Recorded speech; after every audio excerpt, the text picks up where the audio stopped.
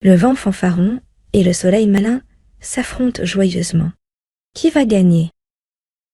Il était une fois, dans le grand ciel bleu, deux amis très différents, le vent turbulent et le soleil souriant. Le vent turbulent adorait s'amuser à faire danser les feuilles, secouer les branches et faire voler les chapeaux des gens. Ouch! Criait-il en zigzagant à travers les nuages. Le soleil souriant, lui, préférait réchauffer la terre avec ses rayons dorés, faire pousser les fleurs et dessiner des arcs-en-ciel après la pluie. Il était calme et aimait voir tout le monde sourire en bas, sur la terre. Un jour, alors qu'ils regardaient la terre depuis leur perchoir dans le ciel, le vent et le soleil commencèrent à se chamailler. « Je suis le plus fort !» s'exclama le vent turbulent, en faisant voler un nuage en forme de mouton. Quand je souffle, tout le monde tremble, les arbres dansent et même les oiseaux doivent se cacher. Le soleil souriant, avec un petit rire chaleureux, répondit. « Oh vent, tu es rapide, c'est vrai, mais la force ne fait pas tout. Moi, je peux rendre les gens heureux avec ma lumière et ma chaleur. C'est ça la vraie puissance. » Pif! Répondit le vent, en gonflant ses joues. La douceur, c'est pour les faibles. Je parie que je peux faire quelque chose que tu ne peux pas faire. D'accord, d'accord. Dit le soleil en clignant d'un rayon doré. Regarde en bas. Il y a un voyageur qui marche sur le chemin. Il porte un beau manteau rouge, tout neuf.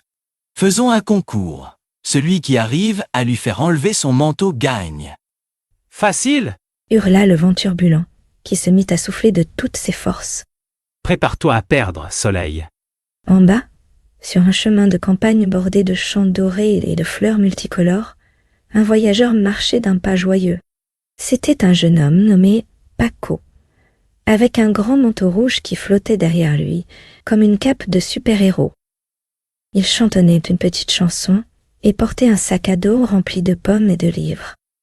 Soudain, le vent turbulent descendit du ciel en trombe.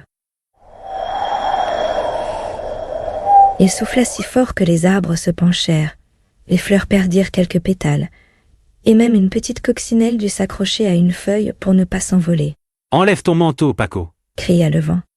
Mais Paco, surpris, serra son manteau contre lui.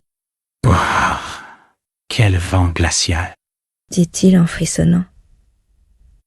Plus le vent soufflait, plus Paco boutonnait son manteau et enfonçait son bonnet sur sa tête. Le vent essaya encore plus fort, faisant voler des brindilles et des feuilles tout autour. « Allez, enlève-le !» hurla-t-il. Mais Paco, têtu, s'accrocha à son manteau et continua de marcher, courbé contre le vent. Épuisé, le vent turbulent s'arrêta enfin, essoufflé. « Piou, ce voyageur est plus têtu qu'un âne !» grogna-t-il en s'asseyant sur un nuage. Le soleil souriant, qui avait observé la scène en riant doucement, dit « À mon tour, maintenant. Regarde bien, vent. » Le soleil commença à briller doucement, envoyant des rayons dorés qui dansaient sur le chemin. Les fleurs relevèrent la tête, les oiseaux se mirent à chanter, et une douce chaleur enveloppa la campagne. Paco, qui marchait toujours, sentit ses joues devenir toutes chaudes. « Oh, quel beau soleil !» dit-il en souriant. Il déboutonna son manteau, juste un peu, pour laisser entrer l'air tiède. Le soleil brilla un peu plus fort, et les rayons caressèrent les épaules de Paco comme une couverture douce. « Il fait vraiment bon maintenant !» dit Paco. Il s'arrêta, enleva complètement son manteau rouge et le plia sur son bras. Puis, voyant un grand chêne au bord du chemin, il décida de s'asseoir à l'ombre pour manger une pomme bien juteuse. Il était heureux, chantonnant sous les rayons du soleil. Le vent turbulent, bouche bée, regarda la scène depuis son nuage. « Comment as-tu fait ça ?»